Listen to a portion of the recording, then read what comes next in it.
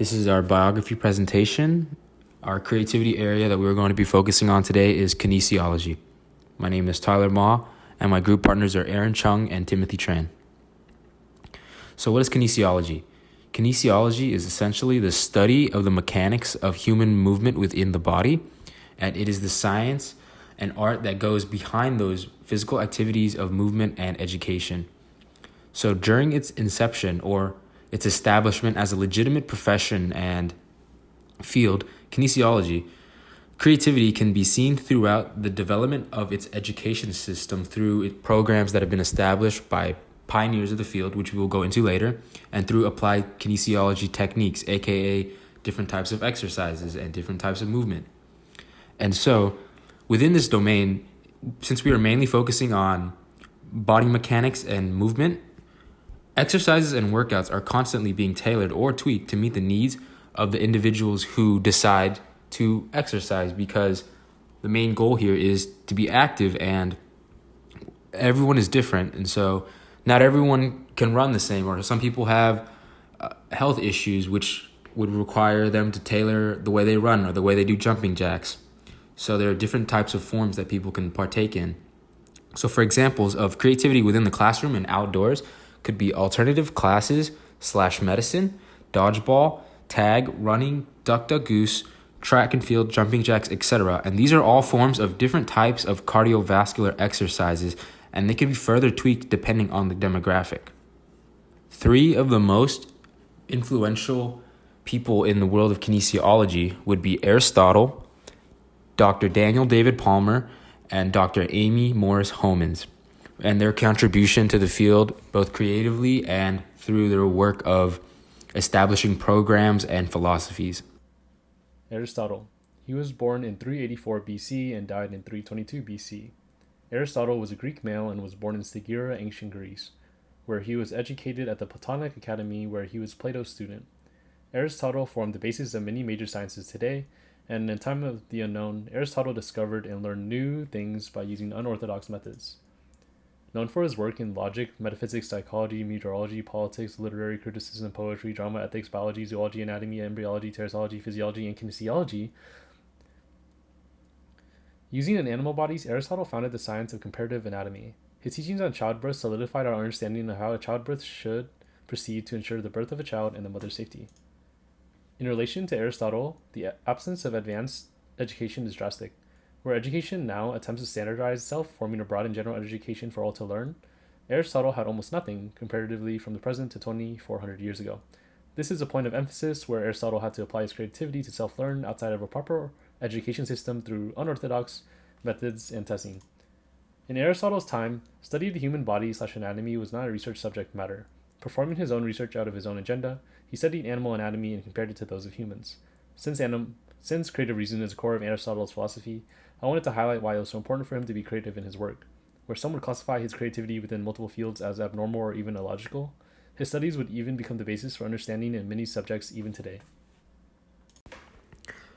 Amy Morris Homans was a female educator known for being the pioneer of not only the field of kinesiology, but for bringing in females into the field in general and establishing them as a legitimate profession for women as a whole.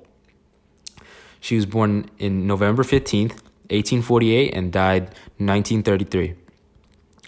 She was born in Augusta, Maine, and during her early life, she grew up around a lot of educational instructors. Her family members were instructors, specifically her aunt, and she later went on to teach at local schools. And so there's not much formal education that she has, only attending a local school in her youth and then a Quaker seminary for about a year. And then after that, she decided that she wanted to continue to learn and teach others. And so she joined forces with her aunt when she got older, Amy Morris Bradley, who was already directing multiple schools and programs in the South to teach freed black slaves. And Amy Morris Homans became the director and principal of those schools.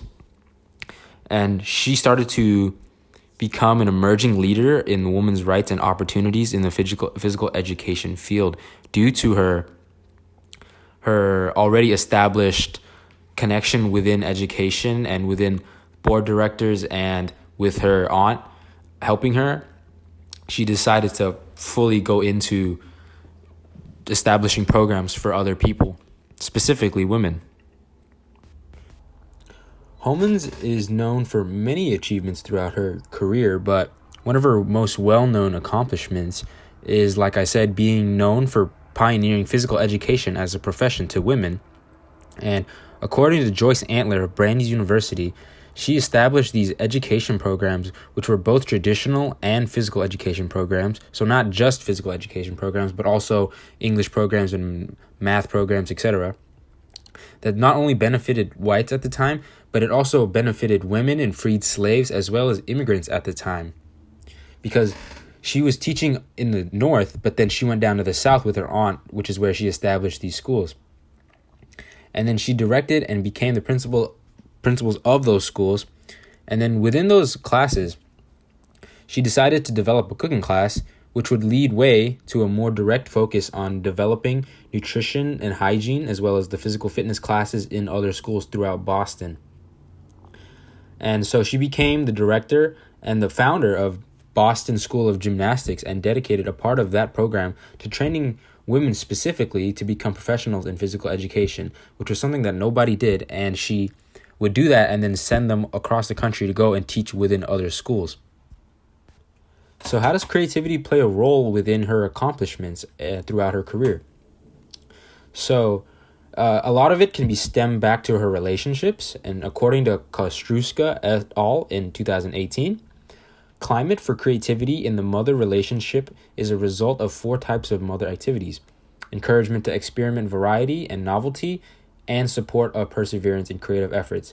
And now I only mentioned these 2 specific activities because these affect her the most, in my opinion. I think because her aunt was such a major influence and figure within her childhood, she acted as this mother-child relationship for this in terms of her career, because she kept stimulating her interest within education, which would lead her to follow and continue in her footsteps after her aunt passed away, and continued to stay as directors and continue to teach women about physical education and the importance of bodily health and functions.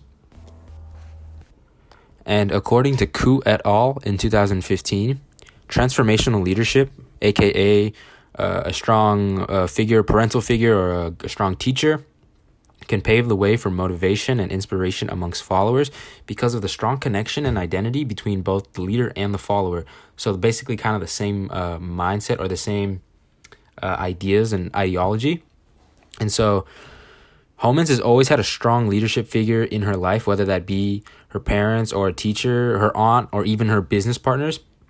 And so the fact that the people in her life allowed her to and encouraged her to express herself creatively and go through whatever creative venture she wanted to without restraint, that helped boost her own creativity, and it didn't slow it down at all because no one was disagreeing or disapproving of what she decided to do and her passions. And so that's exactly why she went on to focus more directly on health and physical well-being and created the Boston School of Gymnastics, because she saw an importance that was not being fully understood or talked about, which is why she decided to go through these ventures and create something that would eventually lead to the field of kinesiology. And another big reason why she was so creative and known as such a pioneer was because of the things she associated herself with.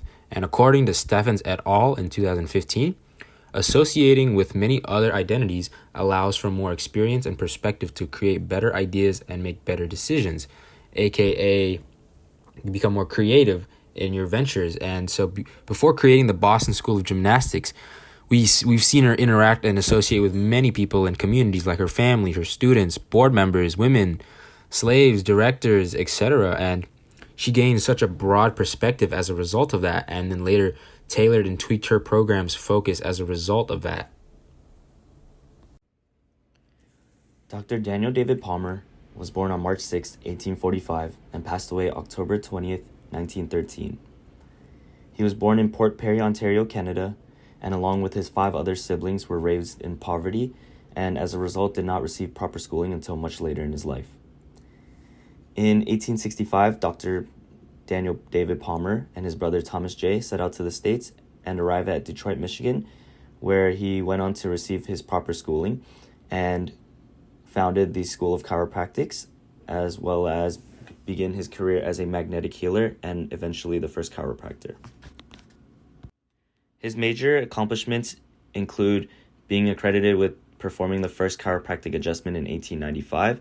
As you can see, the picture on the right depicts describes his operation. And he went on to found the Palmer School of Chiropractics in 1897.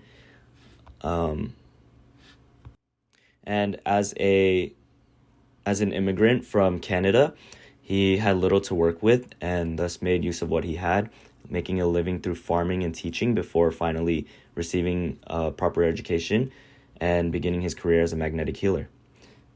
What's interesting about Dr. Daniel David Palmer is that he was one and only to question the explanations provided by magnetic healing and other forms of niche medical practices as to why ailments and remedies were effective on people with similar situations.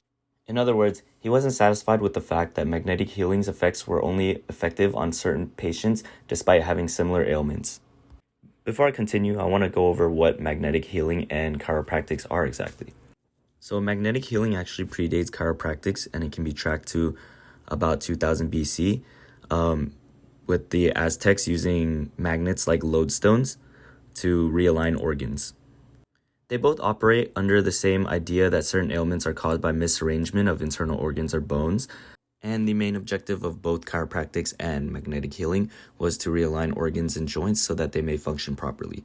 Those that practice magnetic healing believed that correct alignment of organs and other body parts were essential and were linked to treating conditions that at the time were unexplainable. Based on his understanding of magnetic healing, which he was considered to be quite proficient at, Dr. Palmer further expanded on his concepts by seeking to explain the inconsistencies that arose in patients experiencing similar medical problems, and he came to the conclusion that the adjustment of the spine could be responsible for fixing all possible ailments. Now that we understand what chiropractics and magnetic healing is, I wanted to talk about how creativity played a role into Dr. Daniel David Palmer's success as a chiropractor and magnetic healer. According to Ken Burns, who works with Innovations Online, a technology and entrepreneurial digital magazine, when people live in dire situations and are consistently faced with constrained resources, they may be driven to solve problems and create in ways that can fundamentally change their daily life. What this means is that those that are faced with poverty and less resources tend to make better use of the resources that they have available and thus can use them in ways that we'd never expect to use them. As I mentioned before, in Dr. Palmer's case, he and his family were born into poverty and were forced to move to the States after his father's business failed in 1856. However, at a young age, Palmer was very fascinated with bones and anatomy, and so he wanted to receive some type of schooling, and he did so through literature and books. I found Mr. Burns's point to be very relevant and prominent in Dr. Palmer's rise to success, especially the part about those who were forced to be innovative because of less than adequate living situations. And some may argue that poverty can be seen as a hindrance to one's creativity. For example, Phyllis Corky, author of New York Times article, Attacking Poverty to Foster Creativity in Entrepreneurs, who believes that those in poverty are limited in creativity due to lack of resources. I actually believe the opposite is true. In Dr. Palmer's case, at least, it's mentioned in his biography that his lack of education could be attributed to his family's lack of income, which then drove him to pursue education through books. So for Dr. Palmer, who was lacking the resources to pursue most goals, to go on and create a whole new method of health practices shows that poverty can definitely foster some creativity in rare cases. The concepts of realignment of internal organs and body parts itself is already quite a unique approach to any medical practice, especially at the time when magnetic healing was seen as a type of niche practice because it was hard to prove that it was actually accomplishing anything due to the fact that you can't really see anything inside moving around unless you were to cut open the person. So I also wanted to talk about how Dr. Palmer in 1865, along with his brother, set out to Iowa, or the States, in pursuit of success, with about $2 to their name. Now, I'm not sure exactly how much that is relative to today's currency, but either way, it's not a lot. In an article highlighting the struggles and success of immigrants in the United States, author Abigail Savage Liu mentions that foreign-born artists have long been here, birthing world-altering movements, and I think this is especially true in Dr. Palmer's case. And although it doesn't necessarily draw a connection between immigrants and creativity, I think that in a similar way that poverty bolsters creativity in those willing to make use of what they have, those that immigrate to the States and are presented with more resources are often more creative with their use of those resources. In Dr. Palmer's case, he founded a whole new type of medical practice, which would at the time be the equivalent of something like healing energy stones, something niche like that, with little to no scientific research to back it. In commonality, it seems that unlikely circumstances, a desire to seek out knowledge, and a desire to spread said knowledge are all related to creativity. Aristotle had to seek out knowledge where there was none, Amy Morris Holman had to take the first step for women in physical educations, and Dr. David Palmer had to invent a field of science while riddled with poverty and without proper education.